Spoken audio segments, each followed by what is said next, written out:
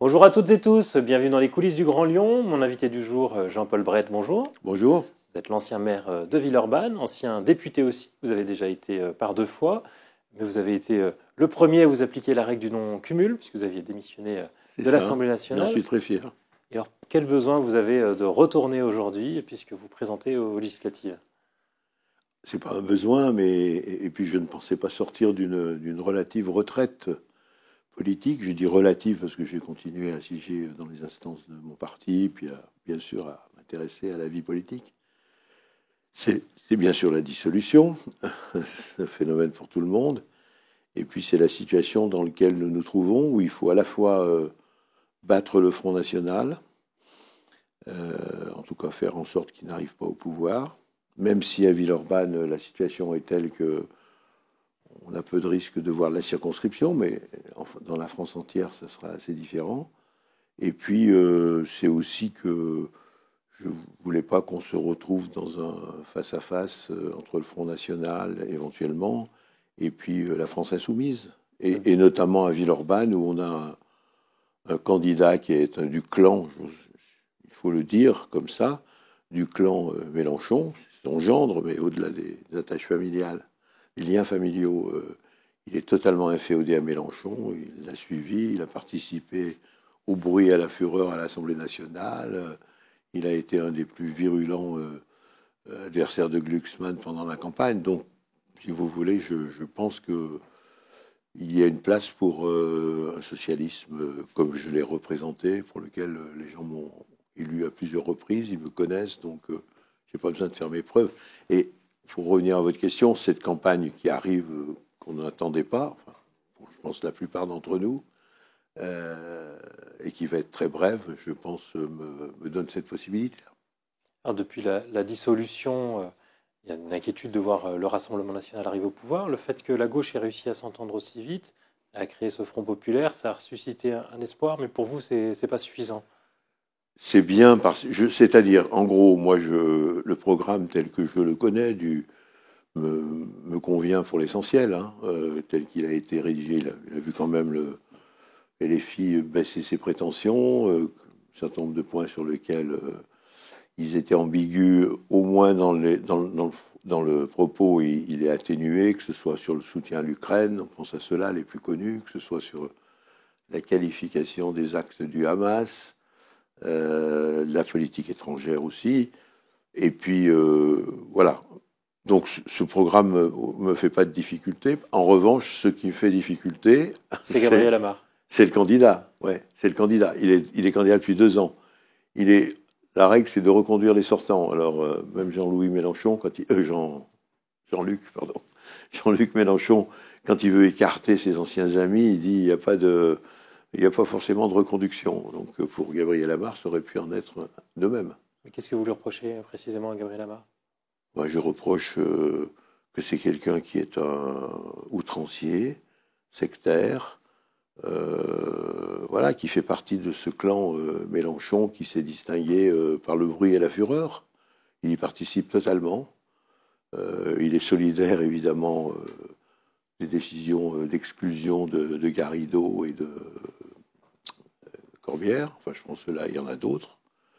Donc voilà, il est soumis dans les insoumis.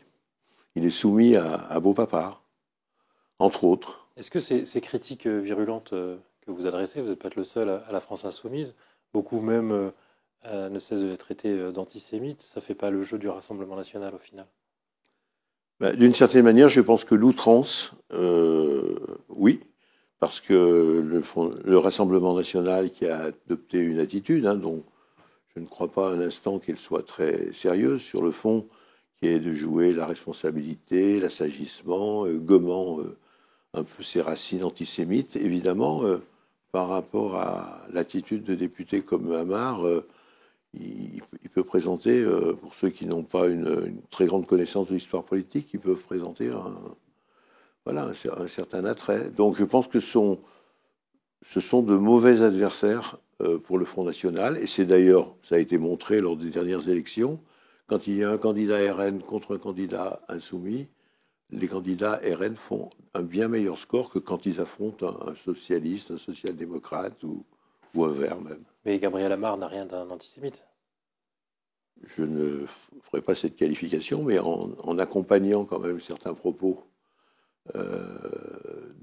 pendant la campagne vis-à-vis de Raphaël Glucksmann, du genre Glucksmann, Israël assassin, Glucksmann complice. Voilà. Ça vous suffit, vous, pour... Ça ne me suffit pas, mais toute son attitude me conduit à refuser. Voilà. Et puis, si vous voulez, à Villeurbanne, on a quand même une ville où il y a une histoire du socialisme depuis moi-même, mes prédécesseurs. Donc, je ne dis pas que ces choses-là se gagnent tout le temps. Mais enfin, il y a des valeurs du socialisme qui sont là, et les voir représentées par un individu comme ça, je trouve qu'il y a quelque chose qui me choque profondément. Et beaucoup, d'ailleurs, me le disent. Hein, j'ai fait une campagne comme je n'ai jamais fait. J'en ai fait beaucoup. Mais là, le nombre de personnes, et ce n'est pas la méthode Coué, qui viennent me dire « Ah, vous nous donnez la possibilité de voter pour une orientation qui nous convient. On ne voulait pas voter Rassemblement national, mais on ne peut pas voter pour le candidat Gabriel Amar. » Voilà, donc je pense que c'est pour ça que je suis d'une certaine manière le meilleur adversaire du Front National. Ce que vous voulez éviter, c'est que LFI s'implante à Villeurbanne dans la perspective des municipales aussi? Ah, ça, écoutez, pour les municipales, je ne pense pas que je serai candidat à nouveau, mais ils ont pris une place importante aujourd'hui dans le dispositif. Nombre d'élus, responsabilité. Donc, mon successeur aura à gérer cela. En ce moment, je ne suis pas sûr qu'ils s'en rendent bien compte, parce que à vouloir soigner une majorité actuelle, très bien, mais je pense que qu'à l'avenir, les gens de LFI vont avoir des exigences qui vont changer. Vous l'aviez soutenu, Cédric Van Stevendel, il Oui. vous a déçu? Écoutez, comment dire, je trouve que il fait partie de ces gens qui ont la mémoire courte. Alors pour ceux qui ont un peu de mémoire, les législatives de Villeurbanne, ça va rappeler un ancien temps, puisque vous serez candidat aux législatives, ce qui n'était pas arrivé depuis 97. Et puis en face de vous, on va trouver à droite Marc Fraisse. C'est vraiment... C'est anecdotique. C'est anecdotique, oui, la candidature LR. Je trouve. C'est signe que la droite n'arrive pas à s'implanter à Oui, Villeurbanne. Ben, je sais pas exactement leur score. Enfin, je ne dirais pas avec précision, mais enfin, il est extrêmement faible, comme il est au niveau national. Donc, bon, Marc Fraisse, voilà, ça va faire un retour. Enfin, sans excès d'immodestie, je pense que on ne va pas combattre dans le même couloir. Voilà. Parmi les candidatures qui ont pu surprendre, il y a celle de François Hollande. Vous trouvez que c'est une bonne nouvelle de le voir revenir dans le jeu politique dans un moment aussi compliqué? Oui, oui. Je pense que je n'ai pas toujours été d'accord avec François Hollande. Hein. Il y a des mesures dans ses gouvernements, notamment à la fin, qui ont été controversées à juste titre. Mais c'est un personnage qui compte dans le débat politique, et le fait de l'avoir, j'espère, demain à l'Assemblée nationale, va plutôt renforcer les socialistes. C'est aussi un peu l'idée de votre candidature, d'avoir un peu d'expérience, même si jamais le RN prenait la majorité absolue, avoir dans l'opposition. Oui, je ne vais pas me placer dans cette hypothèse-là, mais en tout cas, j'ai l'expérience. Et à Villeurbanne, si vous voulez, en tant que maire pendant 19 ans, les valeurs et les actions que nous avons menées sur la base de ces valeurs, elles ont aidé à contenir le Front National. Parce que, voilà, elles étaient aux antithétiques de ce que fait le Front National. Donc je crois que sur le fond, si vous voulez, le maire que j'ai été, à travers l'action politique qu'il a menée, a été vraiment dans une attitude opposée au Front National ou au Rassemblement National.